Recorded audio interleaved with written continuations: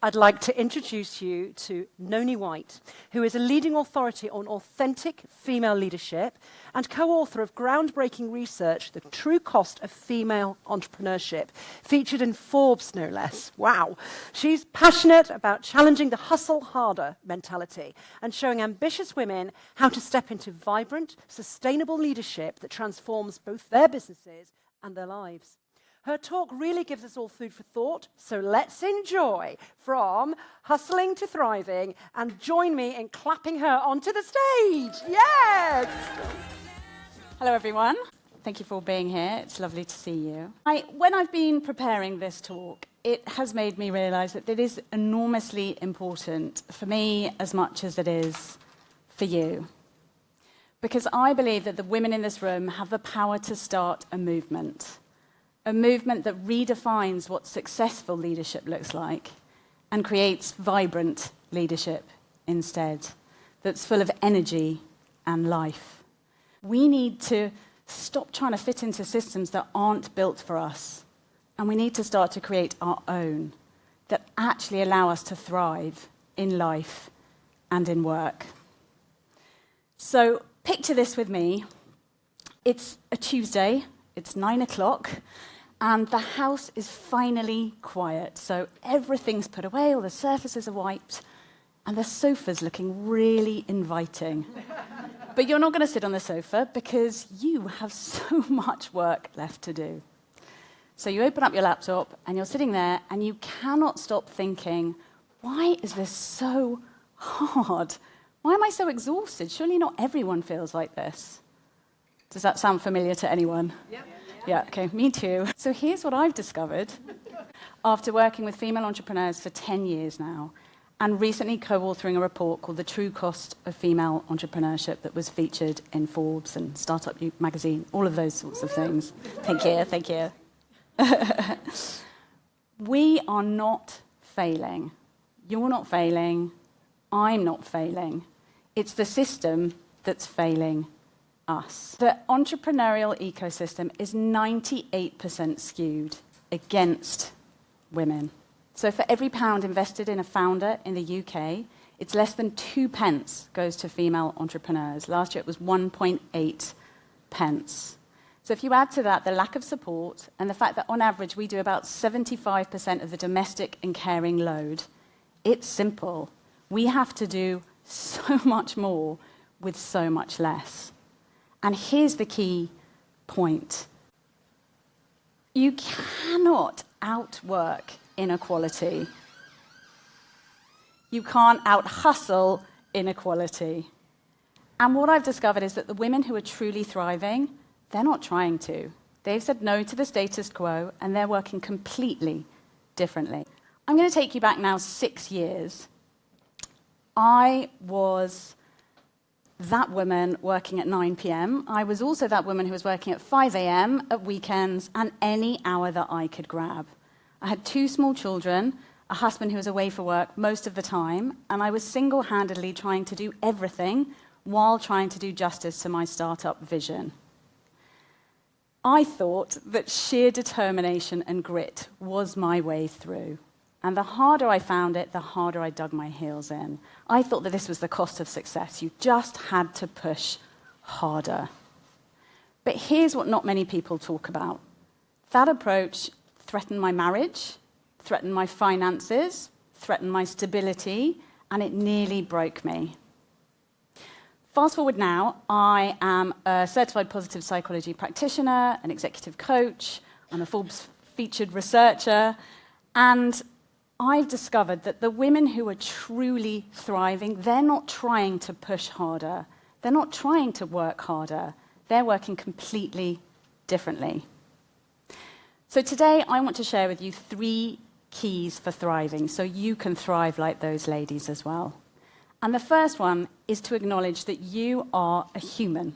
You're not a productivity machine. Let's start with the facts. We are under-resourced, we're overstretched, overworked, and let's face it, we're often overwhelmed.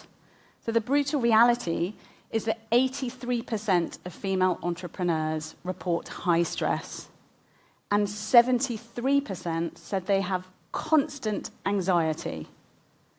54% have experienced burnout. It's a lot. And the thing is, we think we just need more time, but it's not actually time that we need the most. We need to realize that we are human beings. We're not human doings. When we neglect our needs, thank you. When we neglect our needs, there are consequences. So research from positive psychology backs up what we already know from lived experience. If you neglect your needs, say you deprive yourself of sleep and you're lacking sleep, you're going to have lower energy. Lower energy leads to lower mood, and then you're going to be much more prone to negative emotions like fear or anxiety. And when you're operating from a place of fear or anxiety, your thought processes and the quality of your work are dramatically reduced. But if you operate from a place where you've got lots of lovely positive emotions, so inspiration or joy, love, then you are going to do much better work. Your cognitive capacity is increased, your brain works 1,000,000 times better, you're more creative, you're more flexible, more innovative, you're going to feel better, and you're going to do better.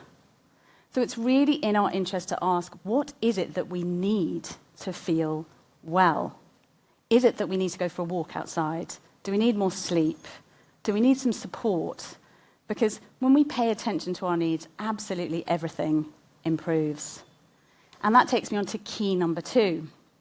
It's all very well recognizing your needs, but the female entrepreneurs who truly thrive, they honor their needs.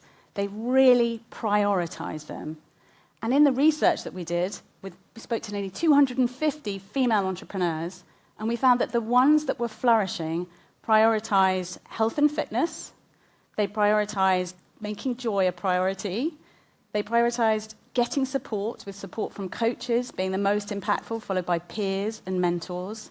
They prioritized meditation and spirituality, and making time for joy, I've said, managing thought, their negative thought patterns.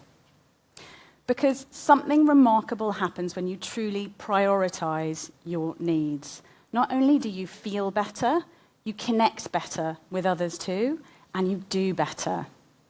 So finally, I'm going to move on to key number 3 for thriving, which is about being an authentic leader in order to be a vibrant leader.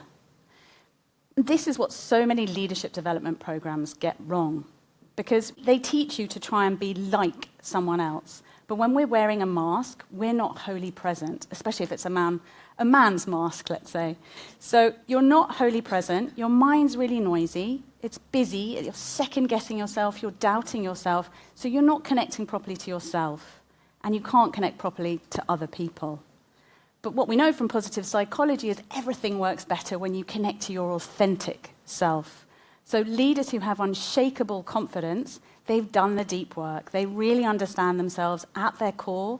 They know their core values. They've identified their signature character strengths. So when they go to work, decisions are easy and their work is full of energy, joy, and flow.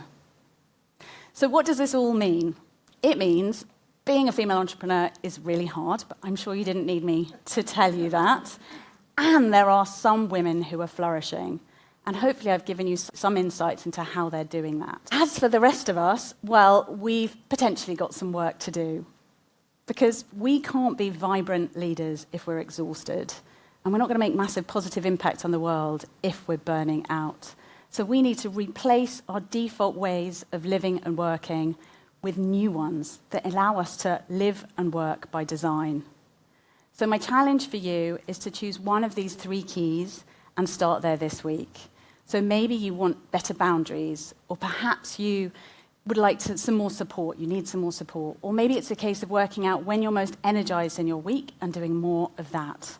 But whatever it is that you choose, I want you to choose you, because it's really not spoken about enough, but the source of sustainable success and vibrant leadership is looking after yourself. And female entrepreneurs are amazing, and we need more of your vibrant leadership.